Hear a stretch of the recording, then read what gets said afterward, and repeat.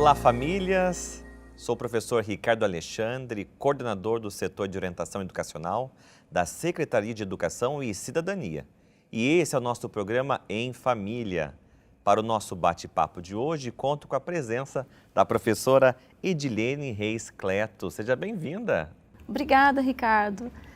Eu sou professora da rede e atualmente sou coordenadora do programa Decolar, Desenvolvimento do Potencial e Talento. E é um programa que nós identificamos as crianças dotadas e talentosas, inscritas, matriculadas na Rede Municipal de Ensino de São José dos Campos. É um tema não tão falado, infelizmente. Então eu conto assim realmente com a sua participação no sentido de apoiar essas famílias. Então pensando um pouquinho no nosso tema, um olhar para as altas habilidades na educação infantil. Aquele começo ali, né? Altas habilidades. O que é altas habilidades? Nós chamamos de altas habilidades todas as manifestações de capacidade elevada das crianças. E atualmente esse termo está sendo muito mais utilizado porque ele consta na Lei de Diretrizes e Bases do MEC. Então, o termo altas habilidades e superdotação é um tema mais difundido, legalmente falando. Nós, no Decolar, utilizamos o termo altas capacidades, dotação e talento. Nós podemos identificar altas capacidades em muitas crianças, inclusive em adultos. Então, hoje, em especial, nós vamos falar um pouquinho das altas capacidades manifestadas nas crianças da educação infantil. Então, o pai, o responsável que está cuidando dessa criança, ele consegue identificar? Ele consegue perceber. Nós chamamos de identificação o período em que nós diagnosticamos o domínio de capacidade, o talento que a criança manifesta, expressa. Então, identificar já seria um passo lá mais adiante. Nós não identificamos altas habilidades em crianças da educação infantil, mas nós percebemos sinais de altas capacidades ou de precocidade nas crianças. Normalmente nós achamos que os sinais que as crianças manifestam, crianças de educação infantil principalmente, quando começam a manifestar aquela capacidade elevada, aquela produção elevada, algo que os pais percebem que está além da faixa etária dela e das crianças daquela fase, os pais normalmente atribuem isso a altas habilidades ou altas capacidades. Mas nós temos um caminho a percorrer nessa descoberta. Então, na educação infantil, nós chamamos de precocidade esses sinais que a criança manifesta. Então, se a criança, né, de uma forma precoce, né, inicia essa questão da habilidade, é um sinal que na fase jovem ela vai permanecer com essas habilidades? Não necessariamente. A criança, na fase da educação infantil, quando ela começa a manifestar os sinais, que sinais são esses? Quando a gente fala em sinais, a gente está dizendo aqueles sinais de alta atividade da criança. A criança é muito ativa, muito esperta, muito curiosa, é uma criança que fala cedo, escreve muito rápido. Isso é um sinal de precocidade. São crianças altamente curiosas e normalmente a curiosidade que a criança manifesta é uma curiosidade em relação a assuntos que não são da faixa etária dela.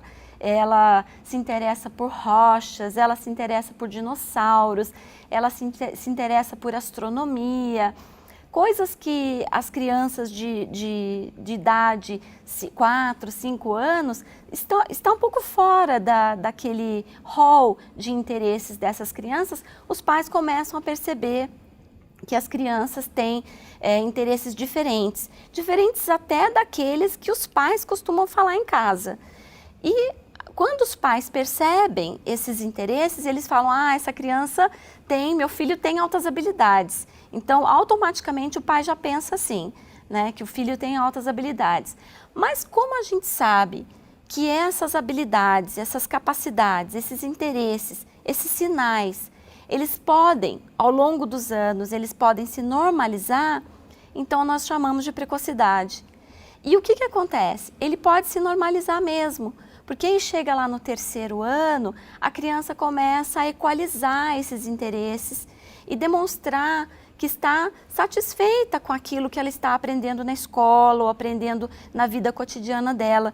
Por isso, nós não diagnosticamos as crianças com altas capacidades ou altas habilidades na educação infantil, porque esses sinais eles podem permanecer ou podem se normalizar. Então, a gente acaba deixando para fazer esse diagnóstico um pouquinho mais para frente. O mais importante é perceber esses sinais de precocidade. Então, a criança que manifesta os sinais de precocidade, a gente presta atenção nisso, tanto os pais quanto a escola, vai prestar atenção, vai oferecer para a criança o que ela necessita e aí, no tempo certo, vai diagnosticar ou não com altas habilidades de superdotação. A criança que tem superdotação, normalmente ela apresenta sinais de precocidade. A criança que apresenta sinais de precocidade pode não vir a ser um superdotado. Isso pode se normalizar com o tempo. Então, no caso de uma criança que apresenta precocidade, eu trouxe hoje o exemplo do Picasso, que aos 8 anos apresentou nos primeiros desenhos, nas primeiras pinturas, sinais de talento para a pintura, já apresentando uma certa técnica. E isso se manteve ao longo dos anos, porque aí a gente olha ali uma pintura aos 15 anos, a Primeira Comunhão, em 1896, que já é uma pintura que ele demonstra mais técnica. Então já consolida um pouco esses sinais de altas capacidades. E aí aos 23 anos, são alguns exemplos, né, que eu trouxe. O Velho Guitarrista, em 1904, que também ele apresenta uma técnica melhor ainda. E com 40 anos, uma outra tela, 3 músicos, de 1921, onde nós podemos notar que foi um pintor brilhante e aí então a superdotação ou a alta habilidade para a pintura consolidada aí na figura de Picasso.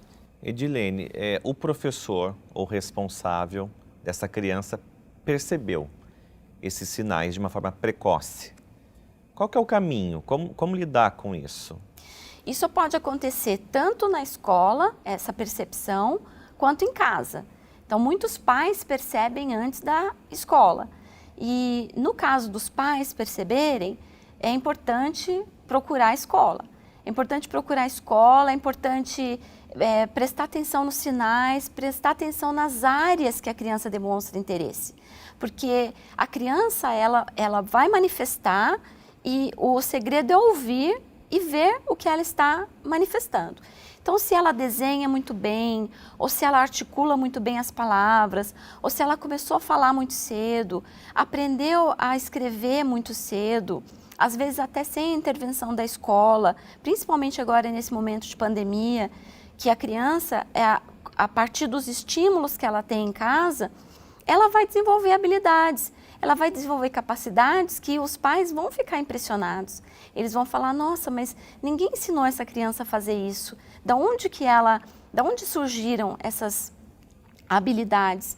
Então é importante estar muito atento a esses sinais. E no caso da escola, a mesma coisa. Ouvir a criança e prestar atenção no que a criança expressa, no que a criança manifesta, é o segredo.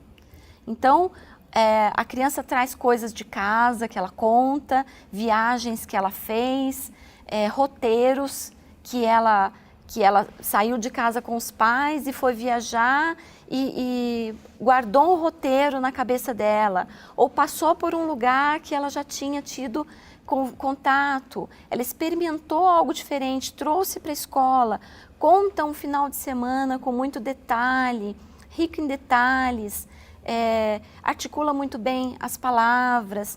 É uma criança que apresenta sinais e que a escola precisa estar atenta. Nesse momento de pandemia, Ricardo, isso aconteceu muito. Os pais que estão mais em contato com as crianças, eles passaram a perceber muito mais esses sinais e trocar muito mais experiências com a criança. Então, experiências de adulto que os pais trocam com as crianças e vice-versa. E a criança corresponde àquilo. Então, muitas crianças se sobressaíram nesse momento. Quanto mais estímulos nós dermos para as crianças, mais esses sinais vão aparecer, mais esses sinais vão se manifestar. A primeira coisa que os pais têm que fazer quando eles percebem é procurar a escola e relatar essa percepção. Olha, o meu filho está demonstrando esses sinais, são sinais que até eu mesma me surpreendo e agora a gente não sabe como lidar. Normalmente os pais têm dificuldade para lidar com essas questões porque eles precisam ter uma resposta para a criança. Isso que a criança faz é como se ela estivesse pedindo algo mais.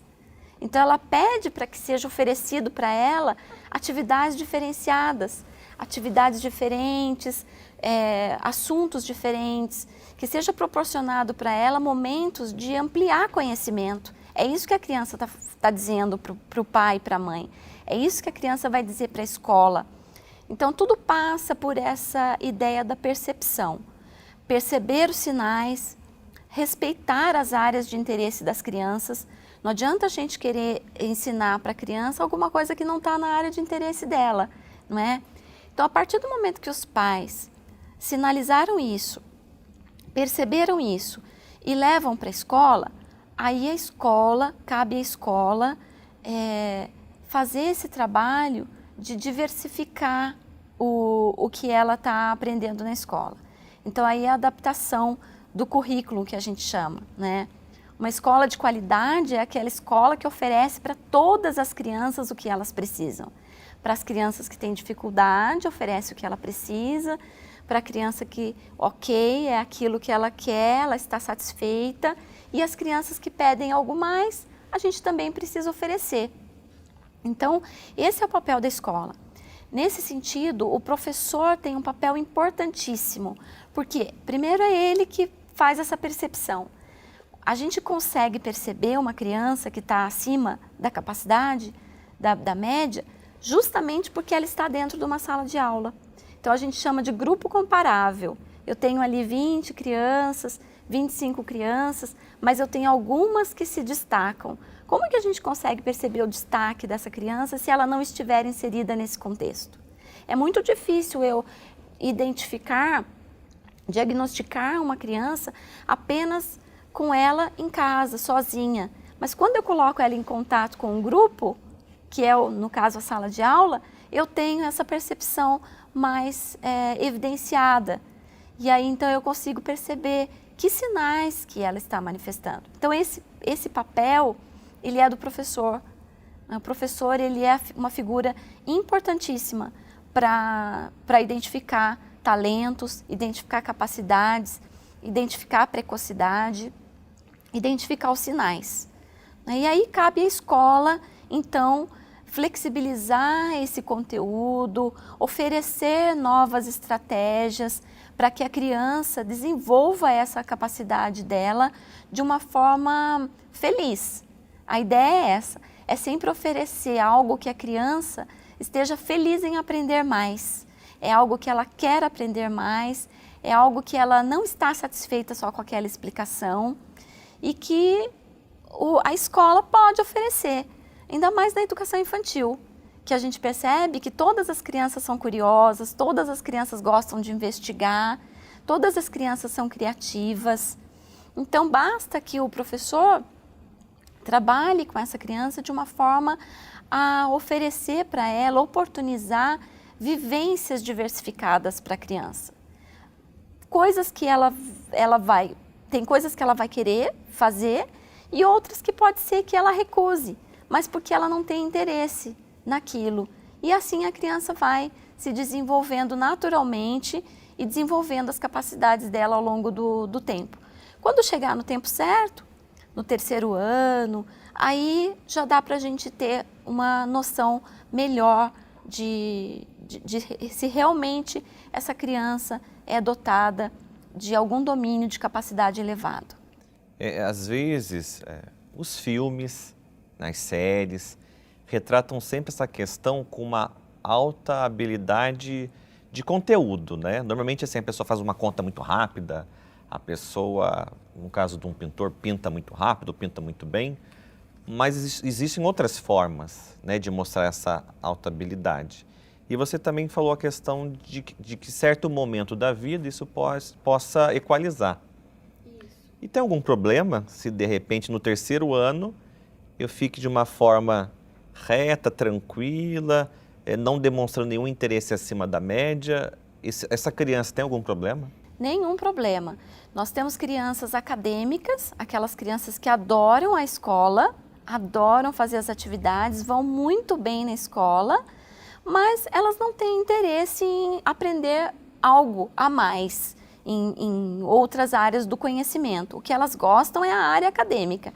Então elas estudam muito, elas vão bem nas provas, elas já têm uma ideia do que ela vai fazer na faculdade, de quanto ela vai estudar. E isso é muito interessante, é uma área do domínio de capacidade, do conhecimento, né? E aquelas crianças que pedem algo mais em determinadas áreas, na área da criatividade, por exemplo. Uma criança que tem fluência de ideias, uma criança que tem muitas soluções para os problemas, é aquela criança que procura um problema para encontrar uma solução.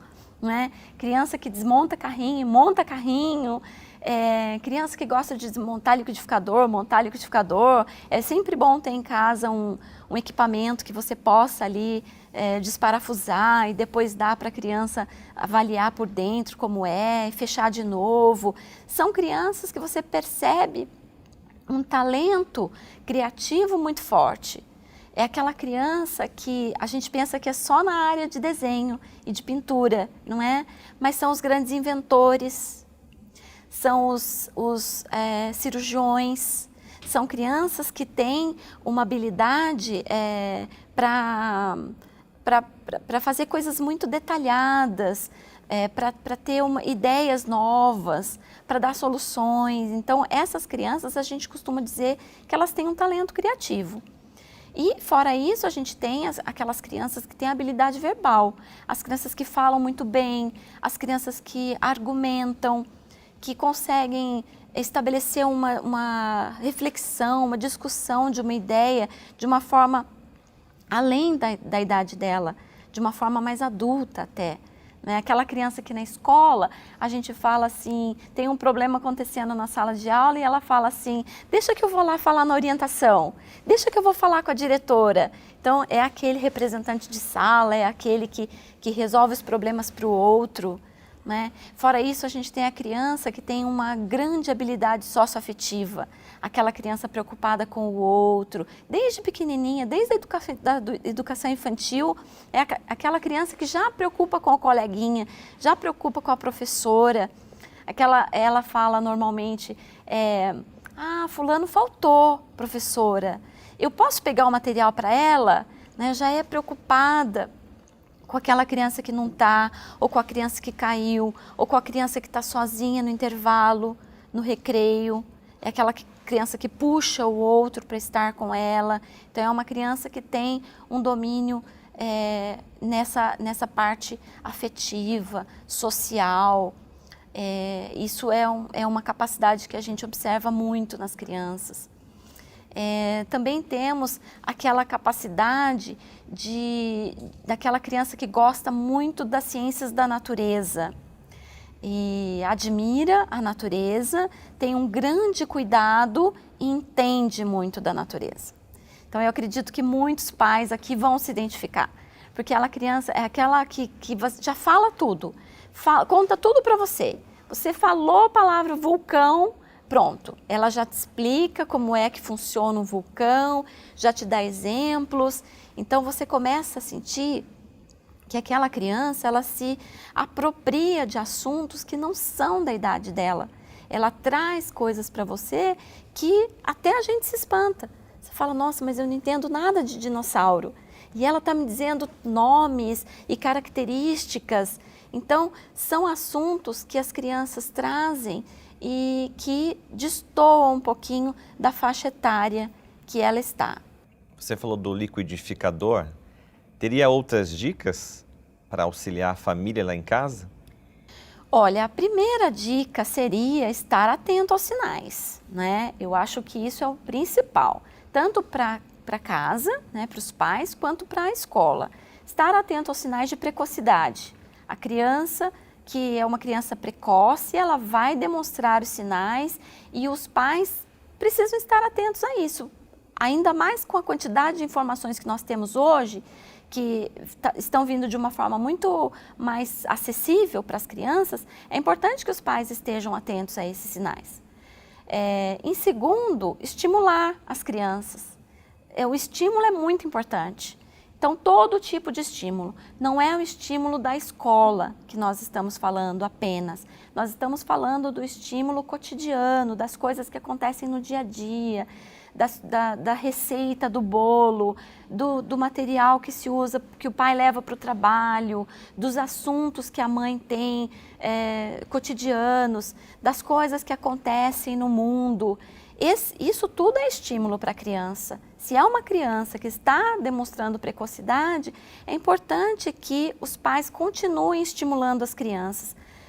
E, por último, tomar um pouco de cuidado com aquela superexposição da criança. Meu filho é ótimo, meu filho faz isso, faz aquilo, e aí oferece mais para a criança. Isso também é algo um pouco perigoso, porque a gente pode frustrar as crianças em alguns casos, não é? E causar aí um impacto negativo nesse desenvolvimento. Então, tomar um pouco de cuidado, então, com o excesso de estímulo que pode acontecer, não é? Mas uma coisa muito importante, se o estímulo estiver vindo na medida certa, então, ok. Quem vai dizer qual é a medida do estímulo? A própria criança. Não queira ensinar a criança a fazer algo que não está naquele momento dela. Então, você dá para a criança oferecer algo que ela está pedindo, perfeito. O estímulo vai acontecer naturalmente, seja na escola, seja em casa. E aí você oferece para ela o que ela quer naquele momento, porque senão o que vai acontecer? A criança vai se desmotivar, ela vai ficar entristecida porque ela não tem o que ela gostaria naquele momento. Então é importante que os pais consigam dosar entre o que ela está pedindo e o que nós estamos oferecendo. E diversificar, não é? Oportunidades variadas, nada do mesmo. Criança precoce ou com altas capacidades não gosta de repetição. Então é importante a gente diversificar. Edilene, agradeço a participação. Obrigado pelo papo, viu? Eu que agradeço. E eu gostaria, sim, que você falasse agora para quem está acompanhando uma mensagem, que dica, assim, você acha assim, é a dica de ouro, que não pode faltar pensando no tema de hoje. Bom, eu parabenizo as famílias que nesse momento de pandemia tiveram a oportunidade de estar com as crianças. Está sendo um momento muito difícil para nós sabemos disso, mas ele também proporcionou esses momentos com as crianças. Então, estar com as crianças nesse momento, percebendo os sinais dela, o que elas trazem para a gente, se surpreendendo com as coisas que elas demonstram, é o grande momento da criança, é a relação, é a oportunidade que nós estamos tendo agora de aprender com essas crianças, de olhar mais para elas e de fazer essas trocas, oferecer para elas o que elas precisam. Então, os pais que estão em contato com as crianças ou que não estiveram ainda, aproveitem esse momento e essa dica para estar com as crianças e fazerem essa análise com a criança, verificar o que ela traz de novo para esse momento. Obrigado, Edilene. Obrigado você, família, que acompanhou o Em Família de hoje. Nós temos o QR Code, você pode enviar suas dúvidas e sugestões. Obrigado pela participação e até o próximo Em Família.